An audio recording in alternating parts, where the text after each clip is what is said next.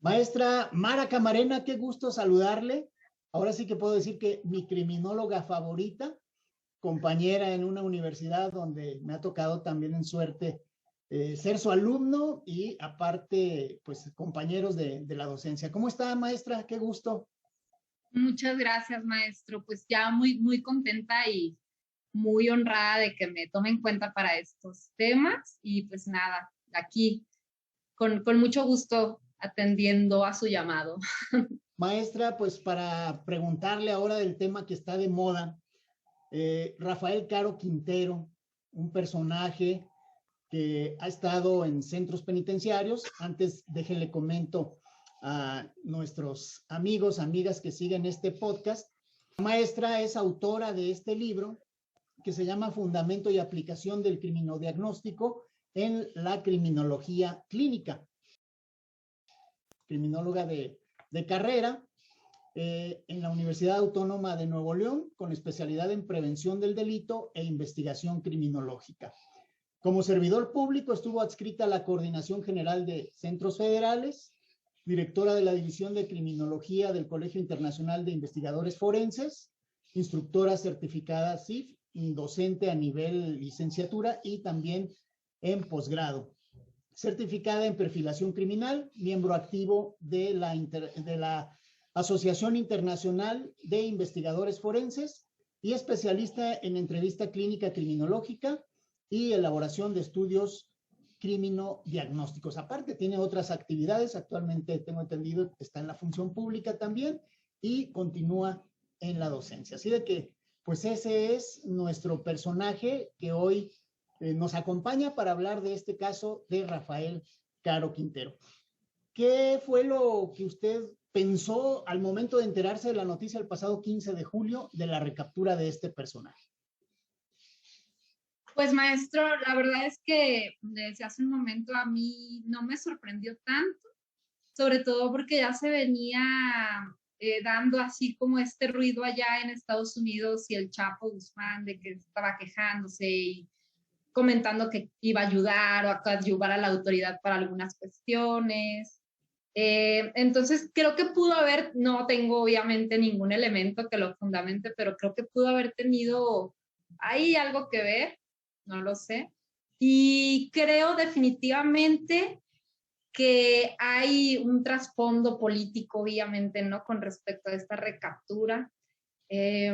Inclusive me preguntaban hace poco, ¿crees que se quede aquí en México? Y yo, por supuesto que no, lo van a extraditar. Y hoy precisamente estaba leyendo una noticia, ¿no? De que están como que hablando sobre la extradición de Rafael Caro Quintero. Así es, maestra. ¿A usted le tocó tenerlo sentado en una silla enfrente de su escritorio al momento en que esta persona reingresaba al Centro Federal de Readaptación Social número 2 en El Salto, Jalisco? ¿Cómo fue la atmósfera de esa entrevista? ¿Lo recuerda? Sí, es correcto. Yo iba un poco predispuesta que el señor estaba muy molesto, porque obviamente las circunstancias del retorno al Cerezo fueron para él inesperadas. Él ya se hacía en el Cerezo. Entonces, escuchaba de los otros especialistas que el señor estaba cero cooperativo, que estaba molesto por todas estas circunstancias. Y entonces yo fui con una actitud de realmente hacer esta entrevista con fines criminológicos, pero yo sabía que con él no iba a poder utilizar los métodos pues, de siempre y con todos, ¿no? O sea, era... ¿Recuerda el año? Sí, claro, fue en el 2010, si no me equivoco, en el 2010. Y los traigo un poquito a los años revueltos, pero sí me parece que fue en el 2010. Sí, que regresa de Tamaulipas, del Ceferezo 3, y que pensaba que lo iban a mandar a un reclusorio estatal en Jalisco, ¿no? Y que lo devuelven al No, Ceferezo. estaba ya en el Ceferezo 2 Uh-huh. y él lo iban a trasladar, había pedido el traslado, su abogado y todo, al Cerezo. Sí, ya me Pero ubico ya tenía... en ese segundo momento ya me ubico. Creo que eso fue como en Sí, marzo. y luego lo regresan y hasta mayo se materializa que lo manden al reclusorio preventivo.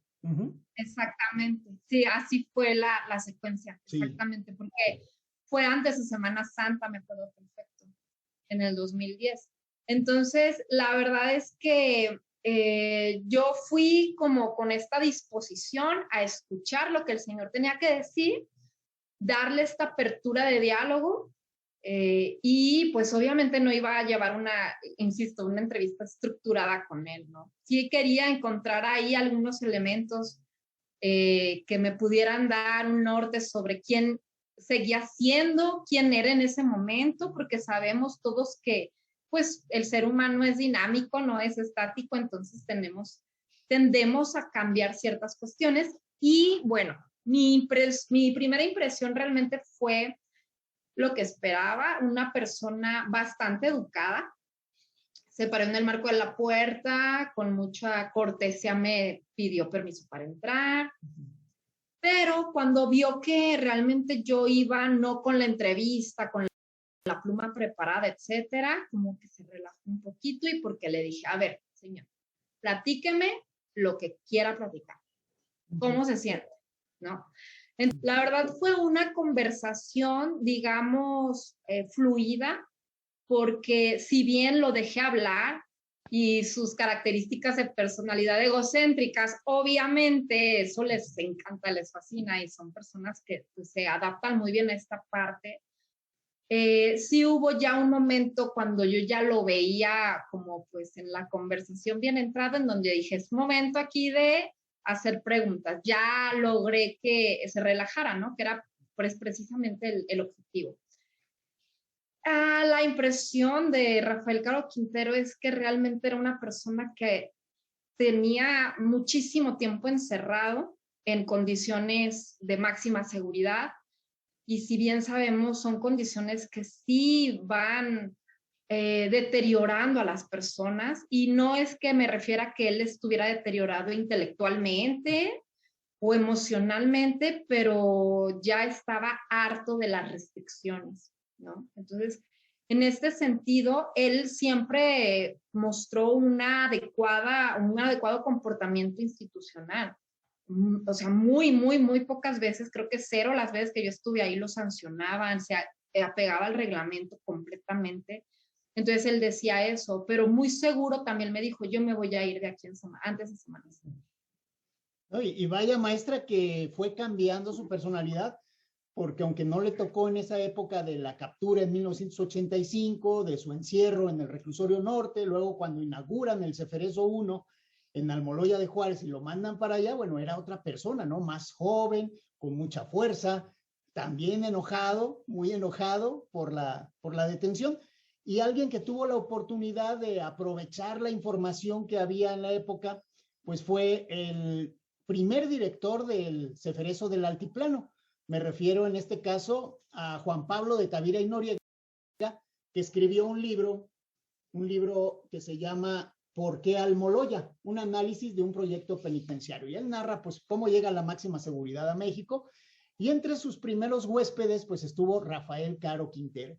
Y ahí lo describe en algunas de sus páginas del libro, precisamente con la parte psicológica, con la parte educativa, todo lo que se hace en áreas técnicas. Y bueno, lo consideraba como un hombre con inteligencia natural y sorprendente, que no le gustaba mucho el área educativa, como creo que casi hasta el final en máxima seguridad no le gustaba mucho el área educativa. Y en la parte psicológica, pues se hablaba de ese perfil narcisista, egocéntrico que usted ya nos mencionaba, que era rebelde y que se oponía prácticamente a todo. Situación que cambió con el tiempo, porque a usted le toca aproximadamente en 2010 evaluarlo, pero previamente ahí mismo también las autoridades penitenciarias en 2007 le hicieron otro estudio en donde hablaban de que no le gustaba participar en los programas escolares, y en el área de psicología lo definía como un interno que participaba en las sesiones, pero que no se involucraba mucho, aunque no mostraba mucho cambio al reproche social, ¿no? Entre otras cuestiones. Y por ahí les preguntaron en su etapa que se quería ir a seguridad media, le preguntan otros internos como a manera de carta de recomendación que qué tal se portaba Rafael Caro Quintero, ¿no? Y él los aporta.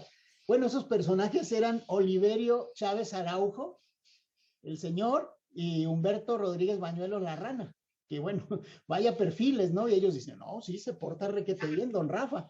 Y esas fueron las cartas, digamos, como que él pone a su favor para decir que se portaba bien ahí en la prisión. ¿Qué más recuerda usted de ese perfil de Rafael Caro Quintero en la parte criminológica?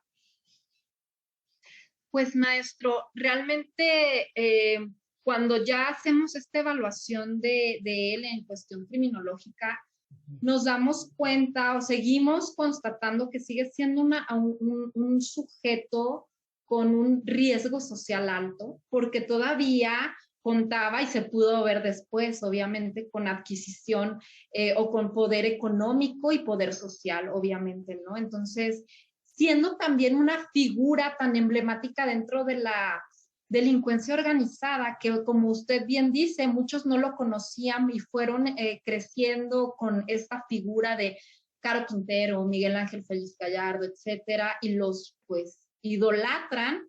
Eso también es un factor de riesgo, ¿no? Que tenemos que considerar para el tratamiento de estas personas. Entonces, seguía teniendo su poder, el poder económico, el poder social. Las características de personalidad difícilmente iban a modificarse porque si bien participaba, no estaba dispuesto a modificarlas. Tenemos que, creo, entender que venía de un medio bastante complejo de que podamos nosotros entenderlo al 100 cuando uno no vive en un sitio en donde desde pequeños esta narcocultura ya está integrada, ¿no? Entonces, es complejo en los tiempos también entender, ¿no? Que era toda esta introducción de la droga y del narcotráfico y que ellos fueron los primeros. Bueno, pues creo que sí es una cuestión importante, definitivamente, entender que era muy complicado que cambiara estas pues rasgos de personalidad antisocial, si no es que la personalidad antisocial que posee. Sin embargo, la inteligencia, como lo comenta, ¿no?, el director del CFRC del Moloya, es una persona completamente inteligente porque sabía perfecto, supo adaptarse a los cambios en todos estos años en el que estuvo internado en todos estos centros, que al comportarse como se debía, pues iba a ganar beneficios en el sentido de no me van a castigar, me van a dar mi televisión, voy a tener un seguimiento adecuado y si solicito algo, pues muy probablemente me lo van a dar, ¿no? Entonces, sigue siendo un profesional en su categoría criminológica, en su clasificación, un autor intelectual, por supuesto, ¿no? Por algo era el más buscado de la DEA también, hasta hace poco. Entonces, criminológicamente sigue siendo una persona que significa riesgo social, que significa autoridad para las personas que están dentro de la cuestión delictiva. Oiga, maestra, y hoy se dice mucho que es una persona que leía mucho, ¿es cierto? ¿Sí leía o no leía tanto? Pues porque no le gustaba participar en la escuela, pero a lo mejor leía acá solito, ¿no? No sé. Pues sí, tengo entendido que pedía libros, pero no era una persona que se destacara precisamente por las cuestiones educativas, ni mucho menos. Pero sí, definitivamente no destacaba por eso. Ok, maestra, pues algo que desea agregar sobre este personaje, Rafael Caro Quintero, que por ahí se lo cruzó en su vida como a tantas personas le tocó profesionalmente evaluar. Pues la verdad es que para mí en la cuestión profesional fue importante, fue una experiencia muy grata porque en la cuestión criminológica poder enfrentarte y ver este tipo de perfiles que obviamente en la actualidad ya no tenemos este tipo de perfiles, ¿no? O sea, realmente ha cambiado también, se han modificado las ideas y todas estas cuestiones, entonces los objetivos ya no son los mismos y para mí sí fue realmente gratificante en la cuestión criminológica, aprendí bastante. Oiga, ¿ahora son más violentos? Sí, tienen más recursos de violencia, totalmente sí. Anteriormente la violencia era muy focalizada a cierto grupo, a ciertas situaciones, y ahora la violencia ya o sea, se nos va de las manos y hay más cuestiones ahí que pues nos impiden controlarla de pronto. Podemos decir que era una persona con la que se podía negociar, digamos, con la Sí, autoridad, con la persona privada de libertad. Sí, eran este tipo de perfiles de antes, eran personas que, si bien antisociales, tenían sus códigos, ¿no? Dentro de estas organizaciones, y por lo menos se contenía un poco más. Ahora ya de cómo crecemos, de cómo se están estructurando las familias, la escuela, etcétera, tantas cosas que ya no hay estos códigos, ¿no? Ya no existen, ya no hay una cuestión de inteligencia para poder negociar ciertas cosas. Los valores. Muchas gracias, maestra. No, Un fuerte gracias. abrazo. Igualmente.